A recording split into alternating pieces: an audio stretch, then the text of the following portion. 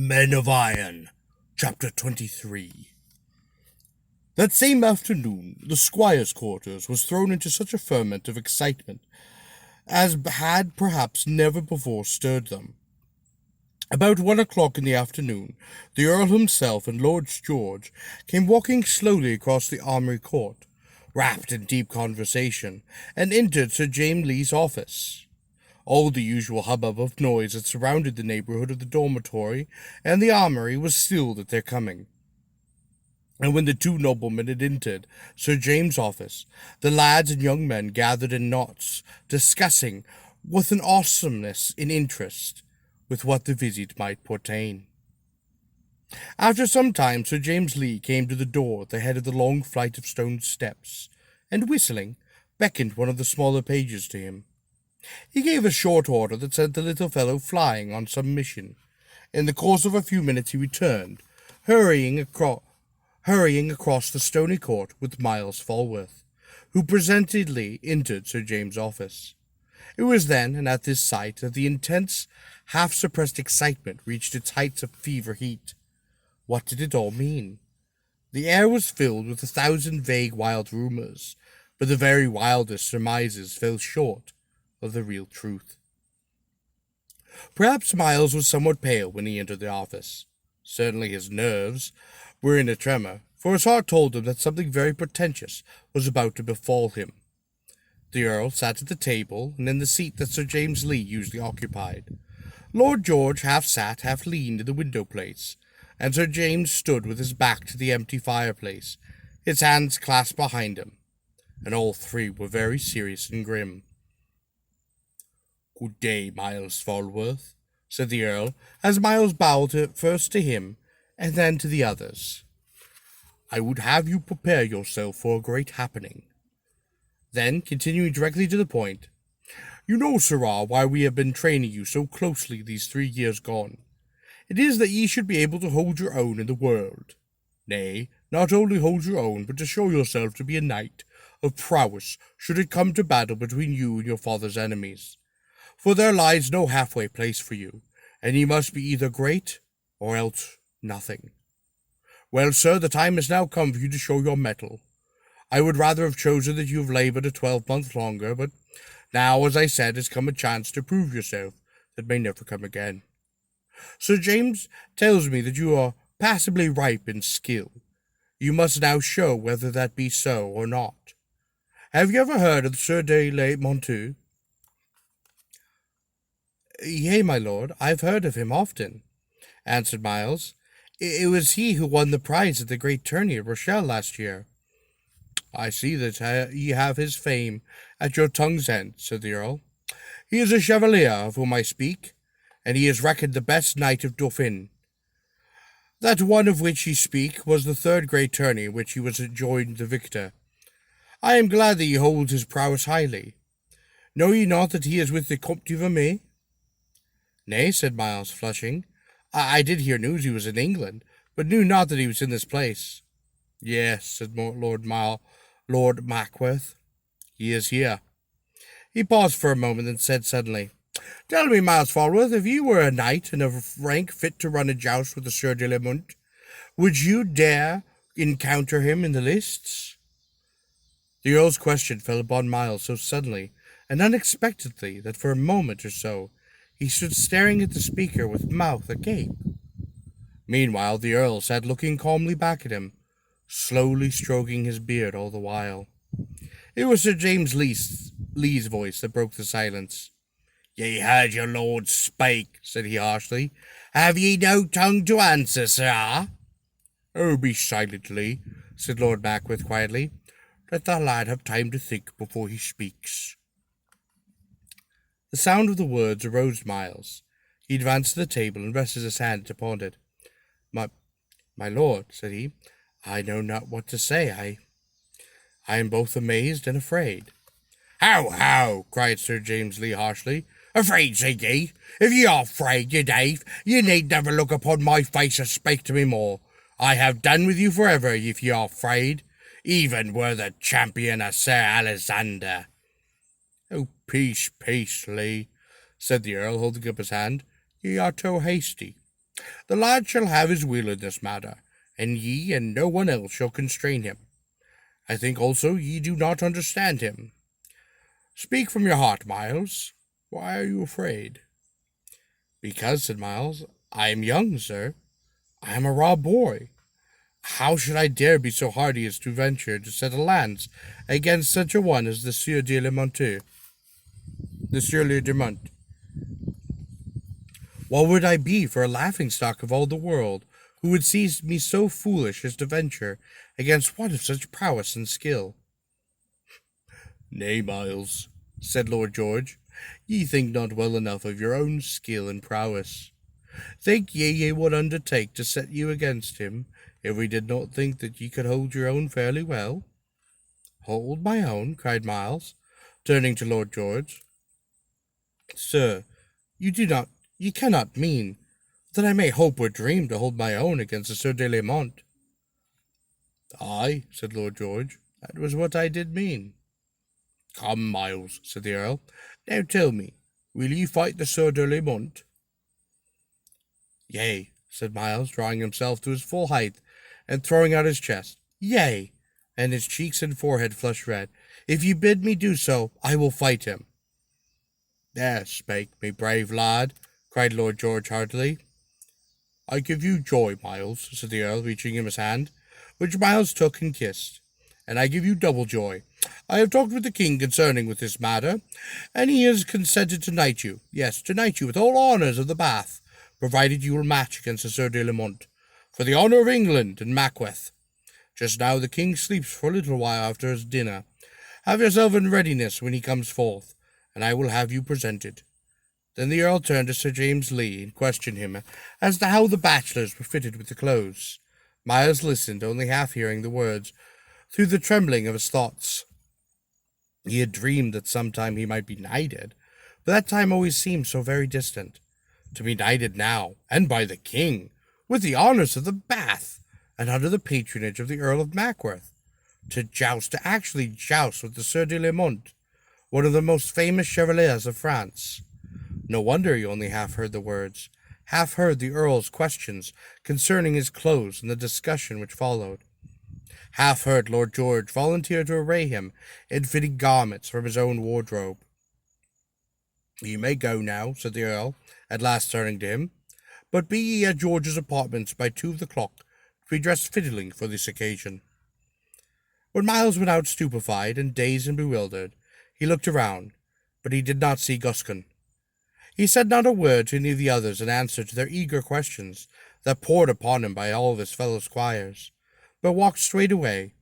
He hardly knew where he went, but by and by he found himself in a grassy angle below the end of the south stable, a spot overlooking the outer wall and the river far beyond.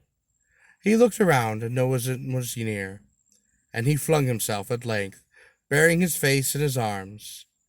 How long he lay there he did not know, but suddenly someone touched him upon the shoulder lightly, and he sprang up.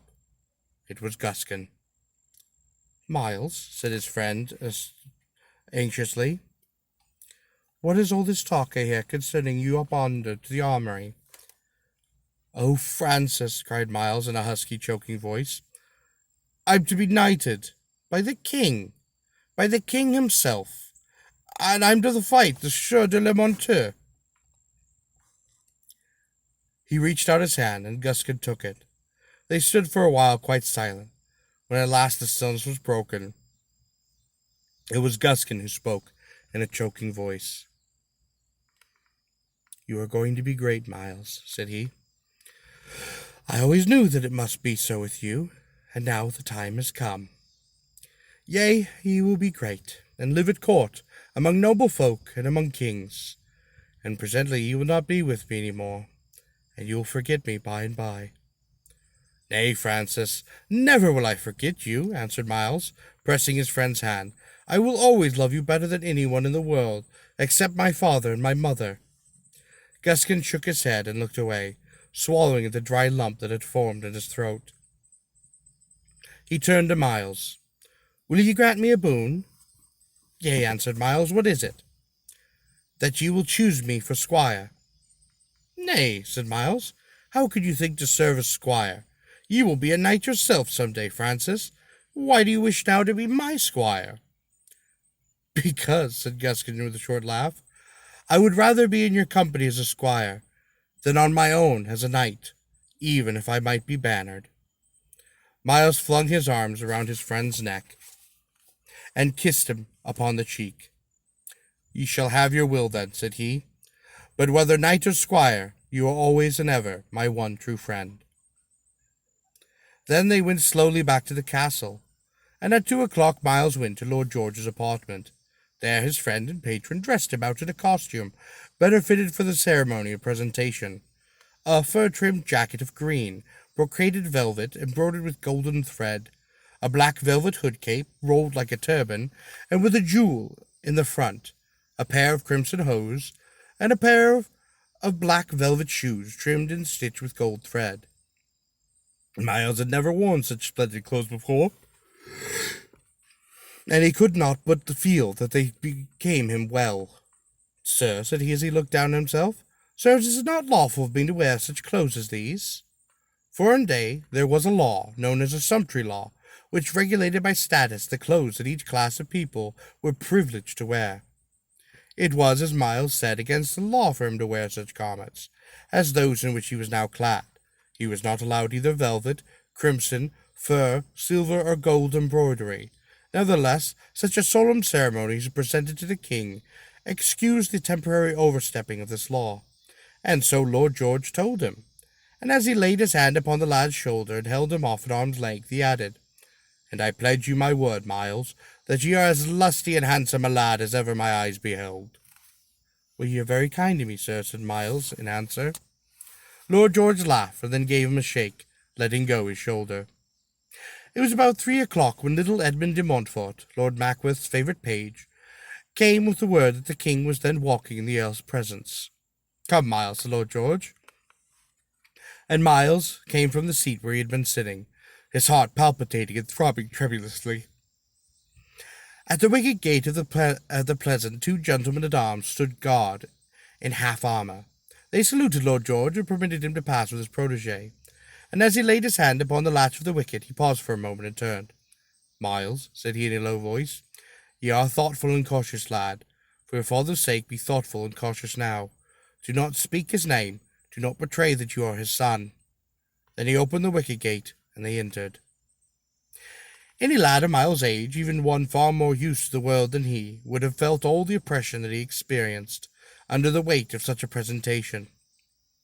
He hardly knew what he was doing, as Lord George led him to where the king stood, a little apart from the attendants, with the Earl and the Comte de Vermont. Even in this confusion he knew enough to kneel, and somehow his honest, modest deference became him very well. He was not awkward, for one so healthful in mind and body as he could not bear himself very ill, and he felt the assurance that in Lord George he had a kind friend at his side, and one well used to court ceremonies to lend him countenance. Then there was something always pleasing in frank, modest manliness, such as was stamped on Myles' handsome, sturdy face. No doubt the king's heart warmed toward the fledgling warrior, kneeling in the pathway before him. He smiled kindly as he gave the lad his hand to kiss, and the ceremony done, held fast to hard the brown, sinewy fist of the young man with his soft white hand, and raised him to his feet. By the mass, said he, looking Myles over with smiling eyes, ye are right champion in good sooth, such as you are Sir Galahad when he came to Arthur court, and so they tell me ye have stomach to brook the Sieur de Limont, the tough old boar of Dauphiny. Have ye the courage to face him? Know ye what a great thing it is that ye have set upon yourself, to do battle even in sport with him? Yea, your majesty, answered Myles. Well I know it is a task perhaps beyond me, but gladly would I take upon me even greater venture, and one more dangerous, to do the majesty's pleasure. The king looked quite pleased at that. Now that was right well you said, young man, said he, and I like it better that it came from such young and honest lips. Do you speak French? Yea, your majesty, answered Myles. In a small measure I do. Glad of that, said the king, for so I shall make thee acquainted with Sieur de Limont. He turned as he ended speaking, and beckoned to a heavy, thick-set, black-browed chevalier, who stood with the other gentlemen attentively at a little distance. He came instantly forward in answer to the summons, and the king introduced the two, as each took the other formally by the hand. He measured his opponent hastily, body and limb, and perhaps each thought that he had never seen a stronger, stouter, better knit man than the one upon whom he looked. But nevertheless the contrast between the two was very great, for Myles, young and boyish and fresh-faced, the other bronzed, weather-beaten, his face steamed with a great white scar that ran across his forehead and cheek. The one a novice, the other a warrior, seasoned in 20 battle. A few polite phrases passed between the two, and the king listened smiling, but with an absent and far-away look that gradually stealing over his face. As they ended speaking, a little silence followed, and the king suddenly roused himself. "So," said he, "I am glad that ye two are acquainted, and now we will leave your youthful champion in our charge, Beaumont, and in yours, monsieur, as well. And as soon as the proper ceremonies are ended, we will dub him knight with our own hands. And now, Mackworth, and ye, my lord count, let us walk a little. I have given further thought in these 60 men for Dauphiny." When Myles withdrew, under the charge of Lord George and the Sieur de Lamont, and while the king and the two nobles walked slowly up and down the gravel path between the tall rose bushes, Myles stood talking with the gentlemen attendants, finding himself, with a certain triumphant exultation, the peer of any and the hero of this hour. That night was the last night that Myles and Guskin spent lodging in the dormitory in their squirehood service. For the next day they were assigned apartments in Lord George's part of the house, and thither they transported themselves and their belongings, amid the awestruck wonder and admiration of their fellow squires.